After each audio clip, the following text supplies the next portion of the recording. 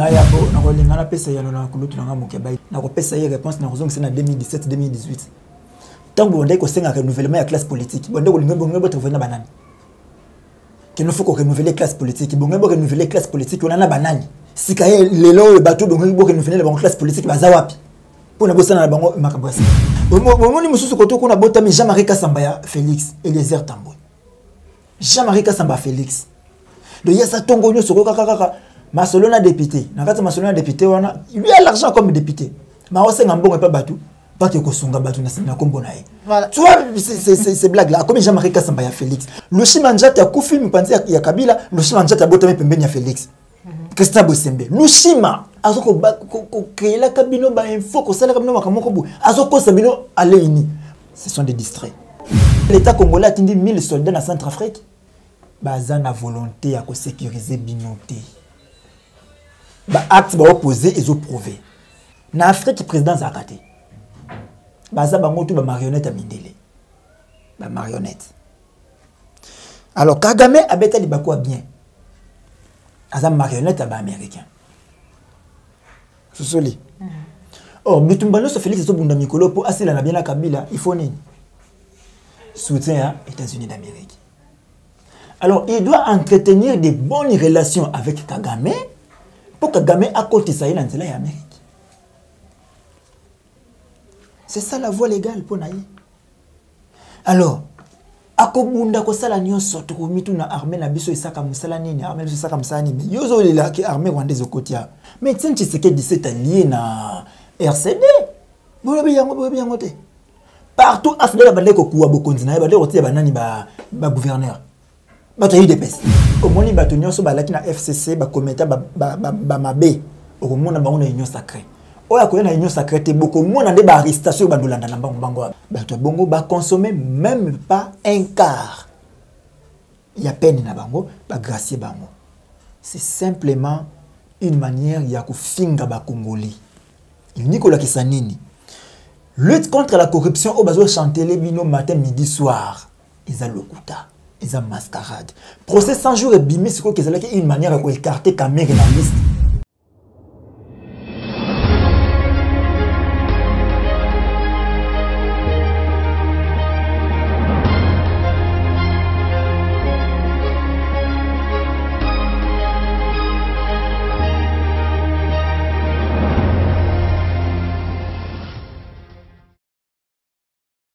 Bozale belé ba beaucoup ti sur le mandat qu'on a bino mukolmo lelo bande ko balandi ya Claire Télévision la chaîne des vérités mbote pipa union sur bozwami boboto ma bota la bino merci surtout na confiance sur bozali ko renouveler na kati la chaîne des vérités merci on a confiance sur bozali ko renouveler pa ya maman Joël le mona équipe na yemo malolingi na uti ko ba Claire Télévision auto à chaque fois wana pour na ko servir bino ko informer bino à temps réel donc le singa kayete vraiment tout quitte sur terrain donc le singa kayete tout benga to peto luka bandeko o bozaka na bango bosenga pour ete ba répondre na mituna na bino tozalaka toujours wana disponible yangonde très souvent na senga ka bino ete bo continuer ko s'abonner massivement na kati ya la chaîne de vérité pour na ko rater actualité politique congolaise moko te surtout mingi pourquoi parce que plus Claire Télévision ezali chaîne o ekolobela nyonso o etali mboka la biso social économie mais surtout politique ya mboka la biso bandeko balandi ya la chaîne de vérité le nazali vraiment na esengo ya koyamba pona bino mwana mboka zaïra congolais Mustapha oyo boyebi azali bo miseni ya Claire Télévision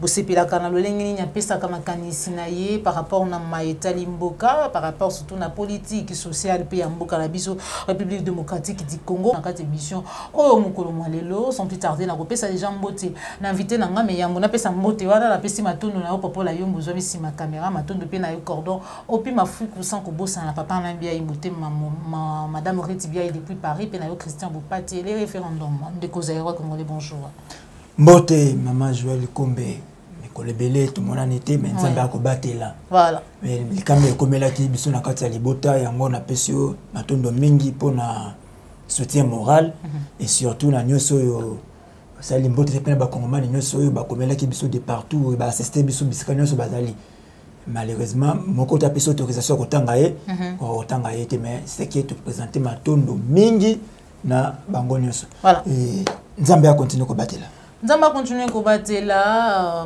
Maman Leki et continue vraiment ko pema na kimia bipai wapi et izali bande ko balandi ya plus clair télévision ki tukusula maetali union sacrée bisonyo so ba kongomani to yebi lo lenge nini e bandaki kino bisika to komi zairwa congolais Moïse Katumba yeba kutana ndeko Félix Antoine Tshilombo Tshisekedi to ko yeba ba solo nini d'après analyse na yo yebi pour être to meka vraiment ko kolisa makanisi Yambotena pesa yanona motuna wana na kolinga koloba na bino eloko moko. Commerçant asaka eloko jamais na pamba. Nani commerçant? Soki moto azala amesana na commerce akosala likambo na ye akosala ka yango toujours akoluka fond de commerce na eza combien akogagner combien. Moïse Katumbi est un commerçant. A excellent na commerce na bango ya pêche.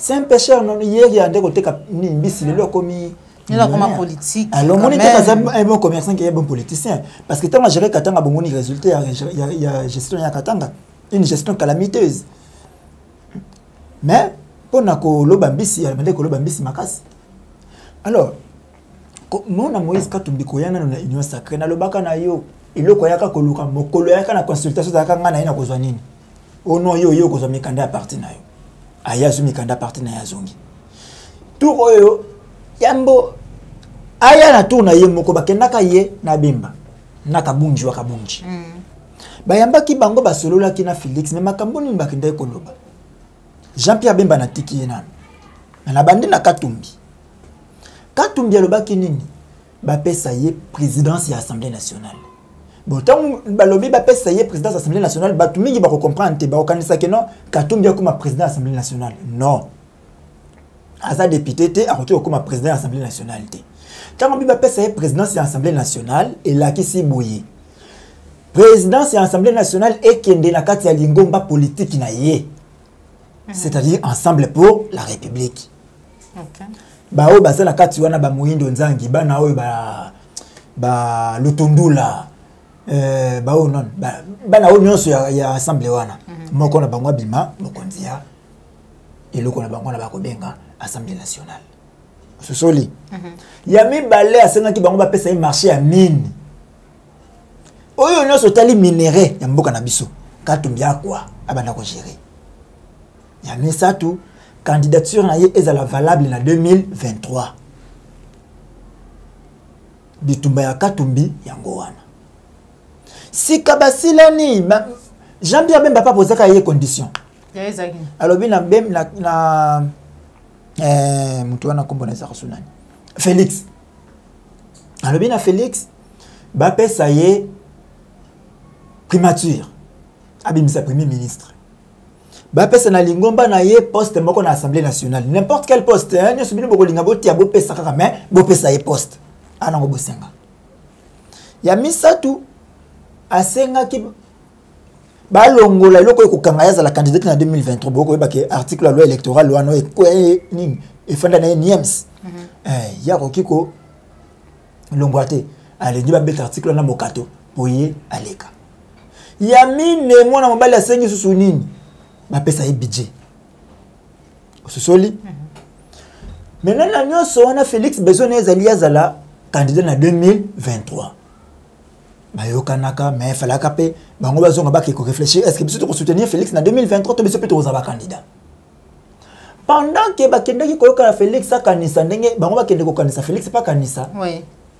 Félix eko yamba Bahati c'est le moins problématique ye pesa kaka azangela te pesa kaka vous comprenez moi tant to leki bana mike ne fiske kaka na lia kaka hein donc pesa kaka ye azwa kaka Bahati problème ne yango wana pie kaka Bahati akomi oya ye ba ibise ke non okozwa andimi na ye domonia bandina informateur fait ça la pas Bahati donc Bahati informateur ala sa vidéo fait dans la vidéo mais il y a déjà fait ta bonne année à niveau moko na ba koko na ye ba koko ya ba koko na ye déjà bandi fait pour battre comme informateur alors à ce niveau là déjà frustration bandi ko tana ngambu ya Katumbi ne yango monaki atindi ya yeba mbwa bandi musala bandi ko aboyer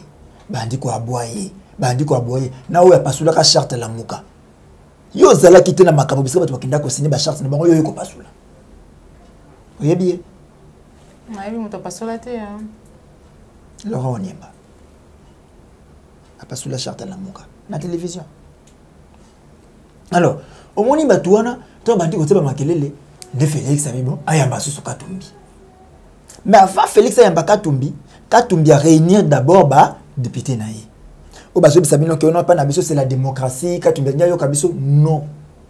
Ba ke déjà ko solo to kabola ndenge nini. Pour Katumbi ko soko intéressé les président de l'Assemblée nationale. Les amis. Marché mine. C'est la mine. Nous pensons ba mine à gérer mine. Il y a des problèmes à Katumbi. Wana ko zakino bon ça va le Tundula s'est retrouvé Christian Mondo s'est retrouvé bon bino bozo makambo Assemblée nationale. Pour ça la teke non na lia kinga moko pona bloko na kaya bemba. Ya lia kaya moko tiki bandinga ba souffrir. Donc moni ko ça la lecture et le corona union sacrée au Kindewana. Je vous dis que vous la pire que MPR et que vous la pire que FCC et que vous la pire que UDPS. Parce que esangisi bango nyonso. Ndeko ba Kongomani ba komituna comment est-ce que union sacrée o mokonza mboka loba ki ete ekokambama na likanisi na ye la vision na ye abi ete bana mboka ba ya basangana po ete mboka ekende liboso be kasi na kati ya union sacrée wana ba criminel de sang ba criminel économique ba sala ba Kongomani mabe ebele bazali wana bien que ye azali na posa wana lolenga koloba yango bien que tokoyoka ka ba discours ebele lobaka kaka mais concrètement tout le monde a rappelé makambo ya lobaka ko sala mate est-ce que a reçu parce que to lingate vraiment que notre prédisaka ka mabe na yambo na kolinga na pesa ya na kulutu na moko ba ina landa ki mikolo tiko le kapa ya ndeko oyo ndeko na bino moko mopante sango alobaka ke ono to zana boyazo kotika mutu ko zoba ngonyo so poto sala batu ya sikate to na académie des beaux-arts to fabriquer batu ya sika na ko pesa ye réponse na kozonga c'est na 2017 2018 tant que on senga renouvellement ya classe politique bonde ko lingo to vena banani qu'il nous faut ko renouveler classe politique bongo renouveler classe politique on a na banani sika ye lelo bato bongo renouveler la classe politique baza wapi pour na bosana na bango makambo ya sika. Ce sont des distraits.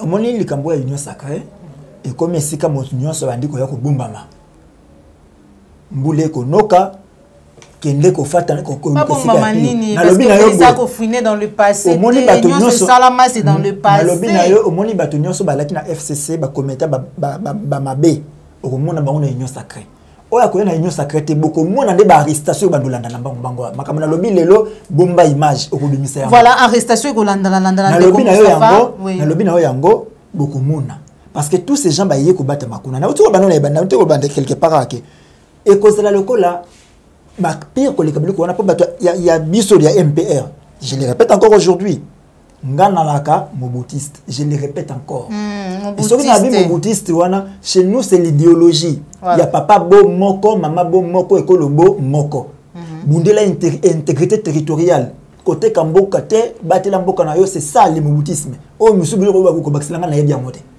ngana sukeli wana alors tunyo so ba usani sikao ozui batu ba na MPR bazana union sacrée batu basalaka MPR bakimi pona bazanga biloko bandeko lia babotoli bango bakero kosala IDPS bazana union sacrée ozui batu bayaki na UDPS bazana union sacrée ozui batu oyo bakenda FCC AFDEL bazana kata union sacrée et qu'est-ce que vous attendez de bon pour moni batu ne va traverser période douana ce sont des malhonnêtes politiques ce sont des gourmands politiques débarquer qu'on se retrouve dans la carte de l'union sacrée. Ça sera une bombe. Qu'est-ce qui va arriver? Maintenant, qu'est-ce qui va arriver dans la FCC ou dans l'union sacrée?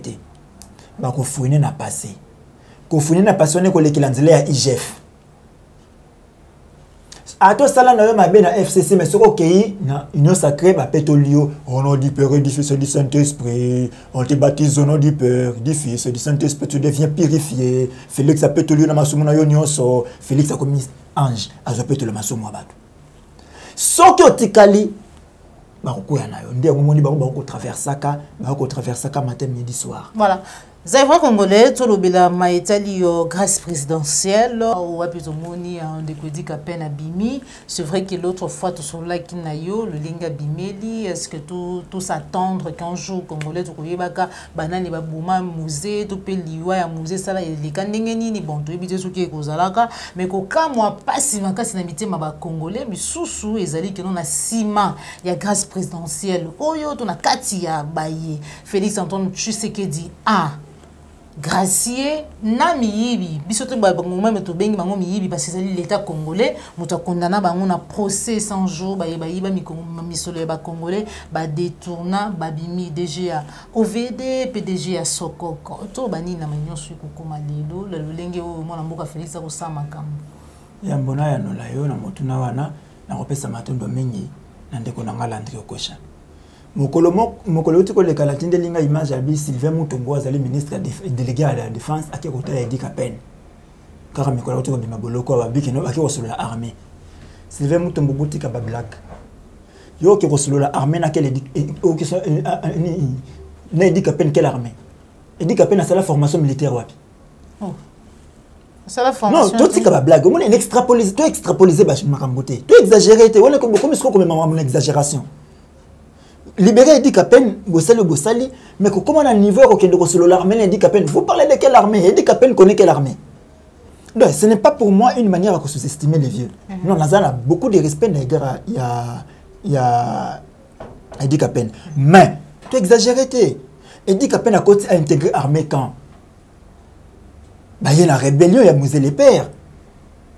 C'était enfant soldat le côté ba sana bango bitu bango bande ko bundati batu bango bande ko bundaki ba rwandais balaki liboso bango na sima on connaît ça après 20 ans passés en prison on va parler de quelle armée donc botika ko ambrier batu bon nazongi na likambo na yo lobi ya 100 jours nazongi li makambo na lobaka na mukolo moko ke mukolo asuka bokolo baketwa ba prophète so moni yango lelo na bisaka otekeza ila comédie bossa sabiso na bisaka okeza comédie bossa sabiso e bandoza ka boye bakangi après ba repesa nini na bini ba repesa bela ki ba repesa grâce à bini moni yango lelo te ouais je me rappelle alors grâce présidentielle président de la République a occupé sango na motono so ya lingi et ça pouvoir discrétionnaire naïe mais ils ont ba condition mobomité o ba condamné pour na crime pour na meurtre oza condamné pour na meurtre au retour bénéficier grâce te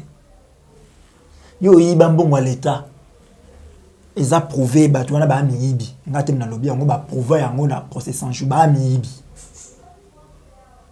ba condamné bango liboso ba ken na appel na deuxième niveau ba kiseli bango ko to peine na premier niveau ba pese que 3 ans OK na deuxième niveau ba pese 5 ba to bongo ba consommer même pas un quart il y a peine na bango ba gracier bango c'est simplement une manière ya ko finga ba congolais Nicolas Kisanini lutte contre la corruption au bazo chanter les bino matin midi soir ils ont lokuta ils ont mascarade procès 100 jours et bimi c'est quoi qu'ils ont une manière à écarter Kamerhe na liste pour selon accord à Nairobi Félix Faka soutenir Kamerhe en 2023 alors Félix a dit que mon a danger il faut écarter Kamerhe pour lier aux alamali maye les Kamerhe qui a yibi Kamerhe yibi Félix a livré à Kende parce que bato ba yiba kina Kamerhe monsieur Subabimi déjà lobi ko ka Jamal Abimi et ça le deuxième point est-ce que le ko Félix a ça les attaques pour ala ki sabiso oh non le ko ba grâce ba lobi ko no Kamerhe ke pour tazobela et ça ba flash te ba flasher bino que non Kamerhe aza mal ça flash ba mekino ba obosani bosali réel mo comme super Kamerhe Abimi na alors bongo ba congolais peke non kaka bongo c'est une vaste blague loko salami en tout cas est condamnable à 1000%. Voilà. Les alliés condamnables à 1000% pour finir vraiment dans Mboka Zaïwa Congolais, tout le bien en sécurité, mais surtout pour les cas. Awa ou pour les cas, c'est vrai que non plusieurs fois, tout le bien dans Yoma Kamongo, Awa Ndiko Mustafa, Ndiko Félix Aloba ko zali prêt à couper sa bombe inaye pour na bakongomani, pour na kimia bakongomani, Aloba ko kenekotika e kocha eta quartier général na Est, Aloba nyonso Aloba na biso ko se sentaka fier ya kozala président na biso bakongomani jour kimi kozalaka kuna kimi zalika kate kino lelo mais kasi les premiers oyebieti bandeko na biso bakufaki ba égorger bango comme d'habitude d'autres yoki réaction moko te ya mokonzi ya mboka na date lolenge wana et kasi lelo armée rwandaise ba occupant bakozwa esika lisusu makasi koleka ndenge tozali kokanisa to ndenge tokolobela yango na partie est ya mboka na biso réaction na yo tant que congolais yo c'est la Félix Alobanine bazo boma bato pendant que ben bozo zela ba yeba ndeko bina le 31 on a yi azobina kotoyo na biseka basala ki biseka ni bazo bina kuna bazo égorger ba congolais yeba ndeko bina donc il devrait danser pour na bazo égorger ba congolais azobina yena mwasi na bazo bina kitoko feti ba fete bonne année kuna bazo égorger ba congolais réaction nyako zaka mabe et vous aka mabe na royaume mayo l'article 52 de la constitution tous les Congolais ont les droits à la paix et à la sécurité tant sur les plans national qu'international toye na ba prérogative ya mokonzi mboka babengi président de la république kaka constitution na makambu kaka constitution na bino wana alobi nini le président de la république est le chef de l'état il est le symbole de l'unité nationale siko ye chef de l'état bazo boma batu na mboka na ye du jour au jour batu ba okufa pendant que batu ba bazo kufa ya obina pendant que batu bazo kufa ya zo betela biso masolo FCC cash pendant que batu bazo kufa ya biso union sacrée et so tali batu banda batu bande ko kufa ti lelo alobaka rien na kati ya profondeur afrolango kaka likolo afrolango kaka likolo zo lekanaye. Est-ce que ça rappose ça c'est-à-dire quoi? C'est-à-dire quoi? Félix tout ça un problème très sérieux tango armée rwandaise niati na kati ya mabele na biso Félix akoka kobengana yango te pona nini na bandeli makambo na lobaka na yo mikonyo soke na Afrique président zakate baza bango tu ba marionnette à mindele ba marionnette alors Kagame abeta libako bien aza marionnette à ba américain sosoli or bitumbano so Félix so bunda mikolo po asila na bien la Kabila il faut nini soutien aux États-Unis d'Amérique. Alors, il doit entretenir de bonnes relations avec Kagame pour que Kagame à côté ça y est Amérique. C'est ça la voie légale pour naïe. Alors, akobunda ko sala nyonso to mitu na armée na biso isaka musala nini armée biso isaka musala nini yozo la armée rwandaise okotia. Il semblerait que l'État congolais a tindi 1000 soldats dans Centrafrique. Massane. Mais élections dans la Centrafrique, Bitumbezali, groupes armés ont dérangé, alors 1000 soldats congolais qui sont dans Centrafrique pour épauler l'armée centrafricaine. Nisusu. Ça, c'est son indiscrétion. Tala siko kindoki. Pendant que Panabiso, l'État est incapable de sécuriser Bisso, mais il y a des soldats qui ont sécurisé les Centrafricains. Baza na volonté à sécuriser binoté. Ba acte ba opposé et prouvé. Augustin Kabou a gardé la garde présidentielle Moura. A dit qu'on garder Félix. Non, ba garder Félix, ba garder Augustin Kabouya. Qui est Kabouya? Un petit secrétaire général. De la parti politique.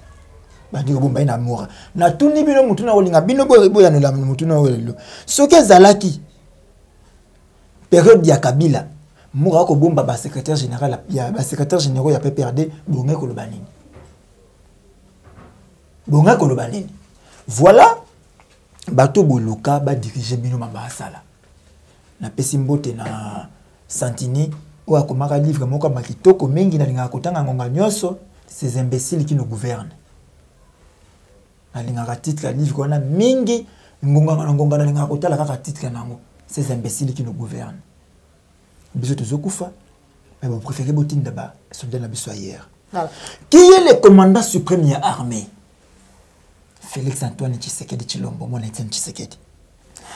Pendant que bazo bomba congolais, armée n'a pas réagir té yazobi. Parce que mission moko les gars qui paye ndeko moko bon bien qui non ba te belé ba ndima kango pété ce que le bébé ka boye ba koloba ndengeni bo kolisa haine parce que déjà ndenge to loba kango papa Etienne Tshisekedi makambo o ya est oyo azali impliqué makasi na kati na yango ndeko Mustafa yango eloko na lobaka na bino ba panzi sango. Bosunga biso to yeba bosunga biso na kati ya makambo mais Etienne Tshisekedi c'est allié na RCD bolobi yango te partout afdela bande ko kuwa bokonzi na bande rotia banani ba gouverneur bato yi depes bande ko sa bakonzi nyonso wana bino bapanzi sango bobombi bapanzi sango mingi bokoti na oyo babengaka buzz ama Joël Kombe répond Mustafa Kombe répond Daniel Safou Kombe répond Élysée. Voilà. Au lieu de ça, la monsalo c'est qu'il y a information. On a yebi, on a ça la journaliste mettait. Maintenant on a bête à ramasser, on a bien voir que non, il y a au bout ça, il y a qu'on collecter, qu'on traiter, puis qu'on diffuser. Mais apparemment, nous sommes mis ça dans la boutique, n'a qu'on collecter, n'a qu'on traiter, n'a qu'on diffuser, beaucoup continuer n'a qu'on créer ba base ba que non, nga antala makamingi, nga ba linga kanga mingi, nga ba landa kanga mingi. Et après ça, Congo zo gagner ni n'a qu'on landa mingi na yo. Non, tant que tu vas lander au mingi, après tu gagnes nini? Congo est gagné nini? Baza informé la bêtise. Baza informé la parce que tant que tu créer bêtise, moi on a réseaux sociaux, on a mon anime na télévision, on a mon radio, biso nous tu landes bêtise wana, au côté c'est biso na kata bêtise. Lelo, au moins les journalistes bandi ko sala ba incarnation na bango. Le Chimanjata ya kufi mpanzi ya Kabila, le Chimanjata botame pembeni ya Félix. Christian Bosembe, Lushima.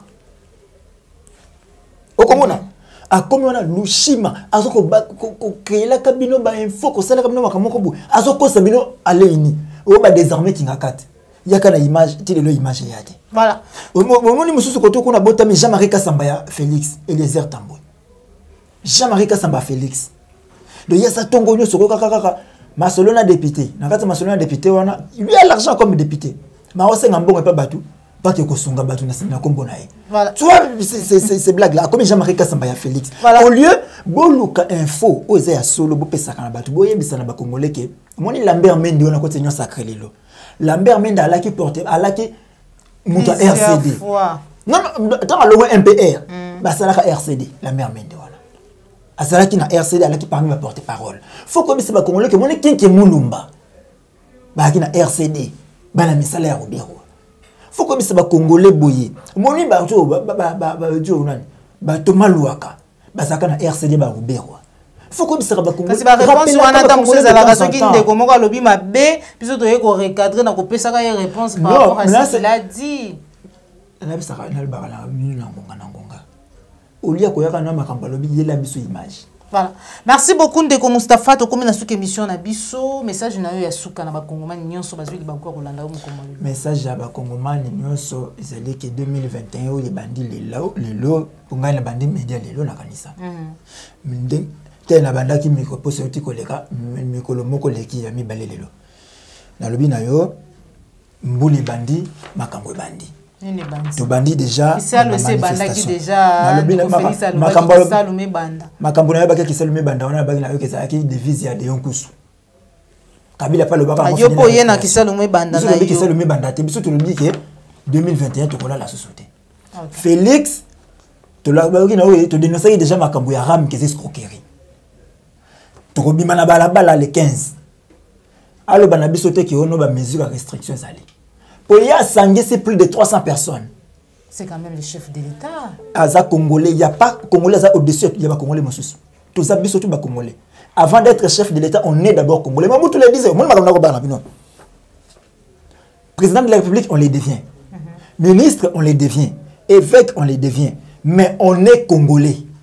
Voilà. Voilà. Donc, Yango, les 15 biso tokoza na balabala tokosila na fina bantu na bango makambaka mwana po za iba ko yiba kongole mbongo na misu makasi balingi ba yiba biso mbongo na lobi na yo soki loko eleki tokoregrete yango plus tard parce que téléphone ekokoma luxe na mboko bon mole ndenge téléphone ezaka luxe akala soko za na téléphone bato bazo banga yo ndenge kokoma po soko sali analyse za nini téléphone esomba 1000 lelo na $100 année prochaine ekoma $107 année ekoyone ekomi $114 or biso toyebi ki ba téléphone ezalaka soko zo umela prix nango ezokita mais oyo kozala au fur et à mesure zo umela prix nango ezomata or soki oyo ya lelo neti bino bosalaka ba iPhone so ba 6 hein bon soko sala osomba ki iPhone 6 na tu payes $200 tu commis après 5 ans au bac ici 7 fois 5 et commis $235 sur ton iPhone 7 koya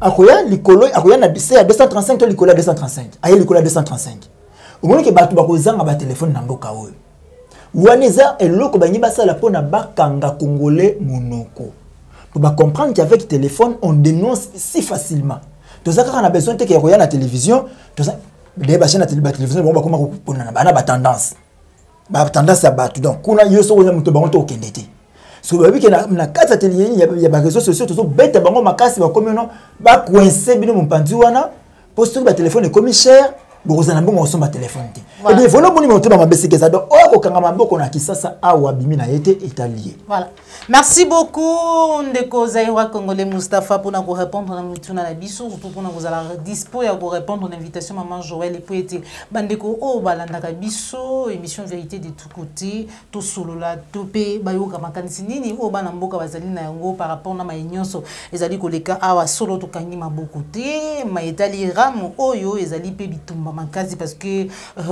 le lenge bolanda ke mission utaki koleka na senga ki na minute vraiment ko bomba yango te tindela ndeko na yo azali na Kinshasa parce que makamara me ko sala mande awa yende muto kofuta taxi oyo ta mususu soki alingi ko bunda bitumba ya ko siko la Congo te mekasi bitumba ya téléphone na banza ete peut-être à côté les ma po ete biso nyonso to me ma changement en plus par rapport na maitali mboka na biso mais kaso ko sepela ki na émission au partager yango liker yango soki ozalimba ezali mbala liboso la na biso ko bossa na te na ko s'abonner na kati ya la chaîne de vérité merci no popo la yombo zoma kisima caméra merci à mon petit frère Jonas Njadi merci na ba nyonso bozaki beaucoup ya kokota biso na bandako na bino merci na Christian Bopati le référendum autorité morale merci mingi na papa Simon Bianco papa Laurent Bungonza merci na yo Zaïwa Congolais numéro ya téléphone pour na ba kozana bosinga na plus 243 89 92 31 570 voilà plus 243 89 92 31 570 bozala ke belé en kota biso manda kuna bino nde tukabwani awa maboboto na mabuta na bino nzamba batela bino tukutani bongo malasi ma toujours na kati ya la chaîne de vérité bye bye.